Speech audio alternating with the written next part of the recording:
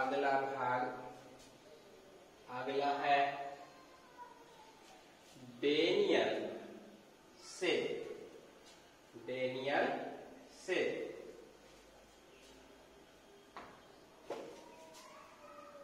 Daniel cell. अब प्रश्न उठता है कि यह डेनियल सेल क्या है। तो जैसा कि आप जानते हैं कि ऐसा उपकरण जिसमें एनोड और कैथोड अर्थात दोनों अर्ध सेल एक ही पात्र के अंदर रखा जाता है। बड़ा वाला पात्र के अंदर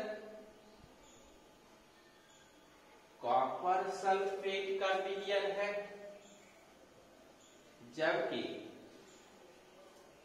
छोटे वाले पात्र के अंदर जिंक सल्फेट का विलयन है।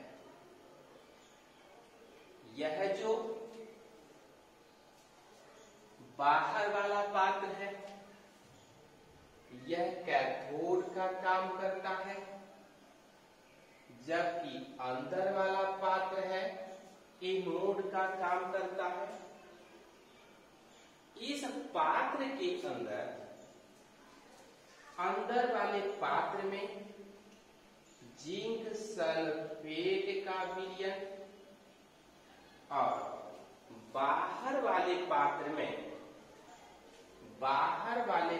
में हम डालते हैं कॉपर सल्फेट का विलयन। अब इसके एनोड को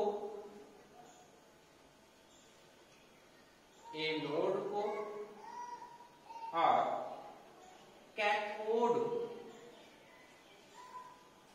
परिपथ से जोड़ दिया जाता है। किससे जोड़ दिया जाता है? परिपथ से। यह जो हमारा डेनियल सेल है, पुनः इसको हम लोग जान लेते हैं कि डेनियल सेल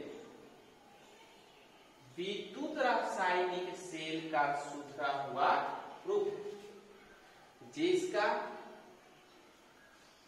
दोनों अर्ध सेल एक ही पात्र के अंदर रखा होता है और लवण सेतु का भी उपयोग नहीं होता है। अब इस दोनों में डेनियल सेल की बनावट पर हम ध्यान देंगे। डेनियल सेल के निर्माण के लिए कॉपर का बना पात्र लिया जाता है। इसके अंदर एक छोटा स्वरंध्र पात्र लिया जाता है। अंदर वाले पात्र में जस्ता का प्लेट लिया जाता है, जबकि बाहर वाला पात्र तांबा का बना होता है। अंदर वाला पात्र जो जस्ता का है एनोड ऋणात्मक होता है, अंदर वाला पात्र कैथोड धनात्मक है। अंदर वाले पात्र में किसका विलयन? जिंक सल्फेट का विलयन। बाहर वाले पात्र में कॉपर सल्फेट का विलयन डालते हैं। उसके बाद हम इसकी क्रिया विधि पर विचार करते हैं। जब परिपथ से जोड़ दिया जाता है तो एनोड और कैथोड के बीच विद्युत रासायनिक अभिक्रिया सुचारू रूप से चलने लगती है। जस्ता का प्लेट गल करके Zn++ आयन का निर्माण करता है और 2 इलेक्ट्रॉन का निर्माण करता है। जस्ता का क्षार गलने लगता है, घुलने लगता है और 2 इलेक्ट्रॉन मुक्त करने लगता है, जबकि अंदर वाले पात्र के बाद बाहर वाले पात्र में रिडक्शन की अभिक्रिया होती है। और यह जो रिडक्शन की अभिक्रिया है यह जो रिडक्शन है यह हमारा कहां पर, अंदर वाले पात्र में होता है। अब हम ध्यान देंगे कि जो अवकरण की अभिक्रिया है अंदर वाले पात्र में होता है, ऑक्सीकरण की अभिक्रिया बाहर वाले पात्र में अवकरण की अभिक्रिया। अब हम लोग इस पर विचार करते हैं, किस पर, इस पर विचार करते हैं कि यह जो अभिक्रिया है किस प्रकार होती है।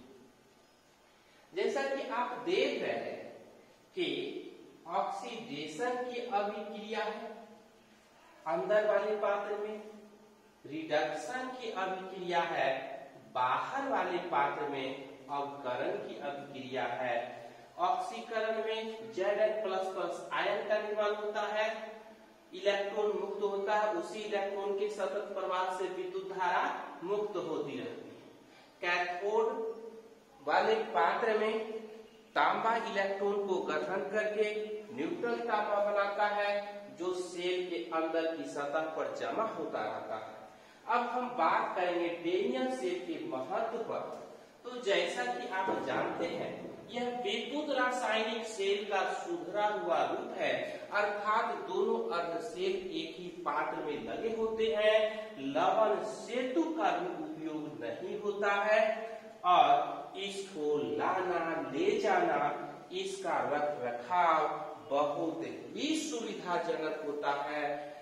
और इसके साथ साथ इसका कुछ दोष भी है, इसमें बिजली का निर्माण कम होता है, यह अधिक खर्चीला है, इसलिए इसका व्यावसायिक उपयोग नहीं होता है, इसका लोकप्रियता भी कम है, इसलिए यह प्रयोगशाला तक ही सीमित होकर के रह गया है।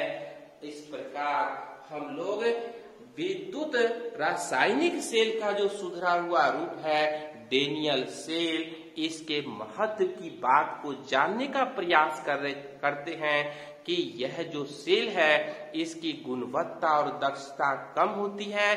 इसी गुणवत्ता और दक्षता कम होने के कारण लोकप्रियता नहीं प्राप्त कर सका और यह जो सेल है यह बाजार में नहीं मिलता है और उपयोगी बहुत कम है।